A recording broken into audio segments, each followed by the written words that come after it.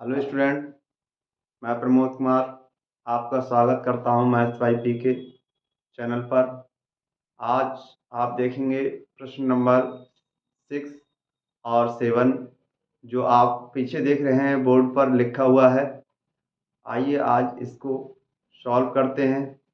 यहाँ आपके लिए दे रखा है त्रिभुज ए बी ई सर्वांग समूह ए सी डी ए वी और ई ए सी और डी। जब कोई त्रिभुज सर्वांग सम होता है, आपने 9th में देखा था, तो उसकी जो भुजाएं होती हैं आपस में परस्पर बराबर होती हैं। इसलिए मैं लिख सकूंगा कि इसकी फर्स्ट जो साइड है ए बी वह बराबर होगी किसके, ए सी के। क्यों लिख दिया? क्योंकि मुझे यहाँ पर सर्वांग समता दे रखा है। नेक्स्ट मैं लिख सकूंगा इक्वेशन फर्स्ट, सेकंड नंबर पे दे रखा है बी ई बराबर है किसके, मैं लिख सकूंगा दूसरा है सी डी। इस क्रम में हमने इस साइड को देखा कि जो हमारे लिए सर्वांग क्षमता के अकॉर्डिंग हम उठा सकते हैं। नेक्स्ट मुझे जो शो करना है उस ट्रायंगल्स को देखेंगे, ए डी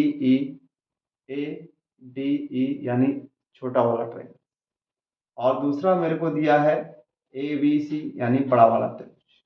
तो मैंने यहाँ देखा कि इसमें जो छोटी वाली साइड है ए बी ई में ए ई आएगी,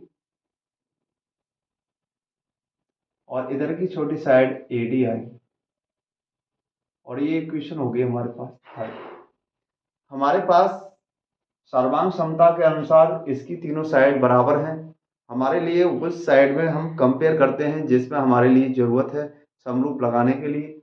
हमने देखा कि यहाँ पर इक्वेशन फर्स्ट और इक्वेशन थर्ड की हम कंपेयरिंग करेंगे। तो यहाँ लिखेंगे समीकरण एक को समीकरण 3 से भाग देने पर, 3 से भाग देने पर भाग देते हैं तो ए बी अपॉन लिख देंगे यहाँ पर ए ई, इधर वाली साइड आएगी ए सी अपॉन ए डी। यहाँ पर दो ट्रायंगल्स आपस में, दो साइड आपस में समानुपाती हो गई हैं। आपने प्रमेय पढ़ी है 6.5, वह कहती है कि यदि किसी त्रिभुज का एक कोण अन्य त्रिभुज के एक कोण के समानुपाती हो और उनको अंतर्गत करने वाली भुजाएं समानुपाती हो तो वो समरूप होते हैं। इसीलिए मेरे पास भुजाओं का अनुपात है, इसको अंतर्गत करने वाला एक कोण मैं देख रहा हूं कि यहाँ पर भी ए लिया गया है, यहाँ पर भी ए लिया गया है, तो यहाँ लिख देंगे angle A equal angle A, और यह हो जाएगा उभयनिष्ठ कोण।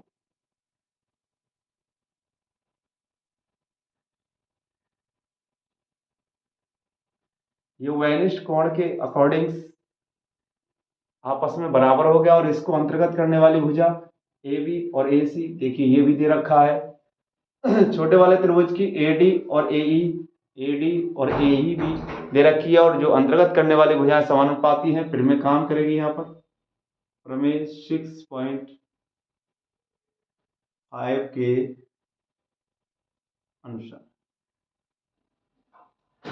त्रिभुज हो जाएगा ए डी ई समरूप है ए बी सी। जो हमारे लिए शो करना था वह आ चुका है, लिख देंगे सिद्ध हुआ।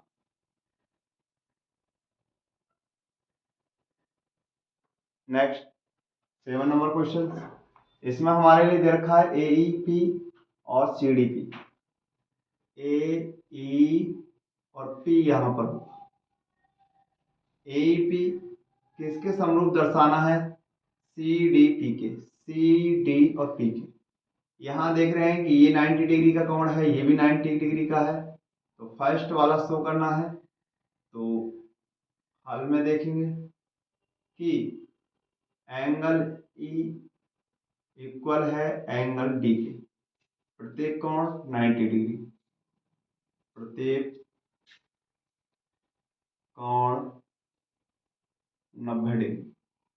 नेक्स्ट देखेंगे A P E, A P E, C P D, C P D. इसका मुंह ऊपर को है, इसका मुंह नीचे की ओर है, दोनों का मुख अलग अलग होता है, उसका नाम हो जाता है शीर्षः विमुख कोण। इसके अकॉर्डिंग मैंने देखा कि इसके दो ट्रायंगल्स, इसके दो ट्रायंगल्स, ओ सॉरी, इसके दो एंगल्स, इसके दो एंगल्स आपस में बराबर हो गए हैं। प्रीमे 6.3, प्रीमे 6.3 के अकॉर्डिंग इसके अनुसार क्या हो जाएगा कि ये त्रिभुज आपस में समरूप हो जाएंगे। और जो हमारे लिए त्रिभुज समरूप करना है उस त्रिभुज का नाम लिखा। और यहाँ पर सबसे ज्यादा महत्वपूर्ण होती है यहाँ पर कसौटी लगाना। कसौटी आया दो एंगल्स, तो मैं एंगल्स को दर्शा दूंगा। इस प्रकार से जो पहला सम आपका सॉल्व हुआ। मुझे उम्मीद है कि इतना समझ में आया होगा। नेक्स्ट देखते हैं सेकंड नंबर। सेकंड नंबर में भी हम देख रहे हैं कि डी और ई दोनों एंगल्स आए हैं। डी और ई पर हमारा लंब है, कोई भी शीर्ष लंब होता है वहां 90 डिग्री होता है। तो इसी के अनुसार हम फिर से लिख देंगे कि एंगल डी इक्वल है एंगल ई के। उसके बाद हम देखेंगे कि इन दोनों में बी जो एंगल्स है हमारे लिए बीच में दिख रहा है, बी एंगल्स यहाँ किसी के द्वारा प्रच्छेद भी नहीं किया गया है, तो बी एंगल हमारा यहाँ पर हो जाएगा वेनिस्ट angle B equal angle B.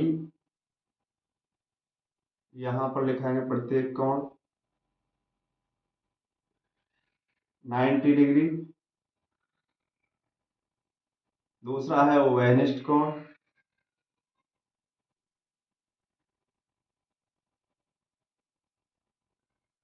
तो मुझे उम्मीद है कि ये समझ में आया होगा। यहाँ पर भी दो ट्रायंगल्स इसके आपस में बराबर हो गए। फिर से प्रमेय वही ऊपर से लिखा था, पुनः उपरोक्त प्रमेय से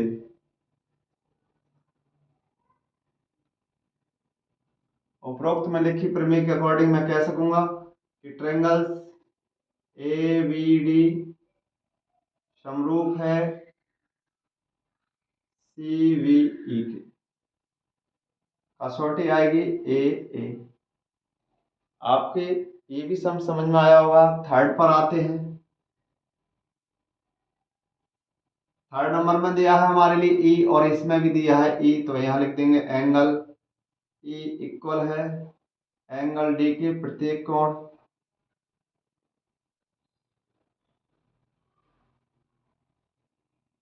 90 degree.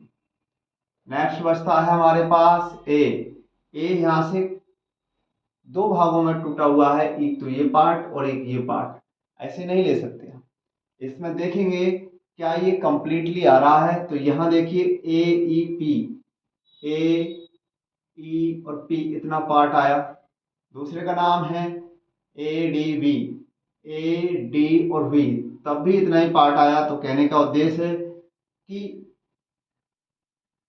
T B A D V A D बराबर होगा किसके, हमारे पास ये वाला एंगल था ई ए पी के, ई ए पी के, क्योंकि ये हमारा कैसा हो गया वेहनिस्ट कोण।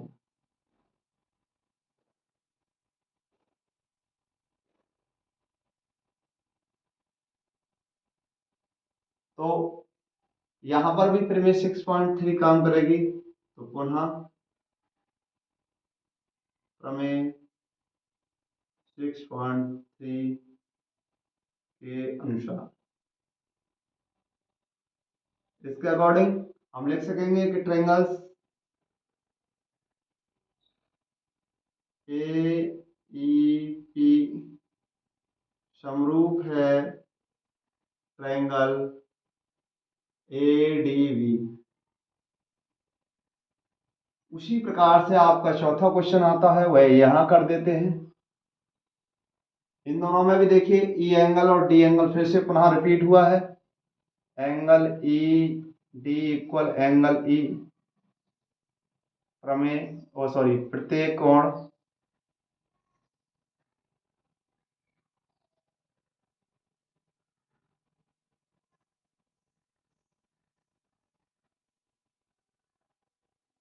Ninety degree. नेक्स्ट देखेंगे इसका ट्रायंगल का नाम, यहां पर दे रखा है सी। सी के भी दो पार्ट हो रहे हैं, C P D C, P D C इतना पार्ट आया। दूसरा है बी ई सी, वी ई और सी। जब भी यही पार्ट आया तो कहने का उद्देश्य है कि हमारा D C P, D C P equal होगा वी सी ई के, वी सी ई के। और ये भी बराबर पार्ट आया है, इसलिए यहां पर फिर में उभयनिष्ठ कौन होगा, उभयनिष्ठ।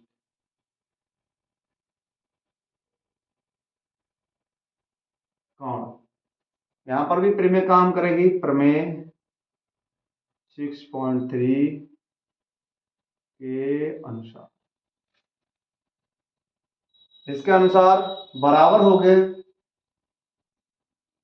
ट्रायंगल पीडीसी समरूप है बीईसी की। कसौटी यहां पर भी ए लगी। मुझे उम्मीद है कि ये दोनों सम्स आपके समझ में आए होंगे, क्योंकि यहाँ पर आप समरूपता की कसौटी लगाने के लिए या तो ट्रायंगल्स का एक दे रखा है प्रमेय 6.3, इसमें दो एंगल्स बराबर हो जाएं तब भी वह आपस में समरूप होते हैं, क्योंकि दो ट्रायंगल्स का योग आपस में 180 से माइनस करेंगे तो जो बाकी बचेगा उस प्रकार से थर्ड एंगल्स भी निकल आया, क्योंकि इसके दो एंगल्स आपस में बराबर हैं तो दो एंगल्स का योग 180 से घटाएंगे, थर्ड जो पार्ट बचेगा वो भी आपस में बराबर बचेगा। उसके अकॉर्डिंग यहाँ पर 6.3 कार्य करती है। मुझे उम्मीद है कि आपकी ये सम समझ में आया होगा। फिर में आप अपनी बुक्स से पढ़ते रहेंगे, क्योंकि पेज नंबर 146 पर लिखा हुआ है इसका शेष बचा हुआ भाग, क्योंकि आपको प्रमेय याद होने पर ही आप इसके लिए अच्छी तरीके से सीख सकते हैं। मुझे उम्मीद है कि आपको ये वीडियो पसंद आए होगी, सम्स भी समझ में आए होंगे, तो इसलिए इस वीडियो को लाइक करें, और जो इस चैनल को पहली बार विजिट कर रहे हैं तो वो इसको सब्सक्राइब भी करें। Thank you.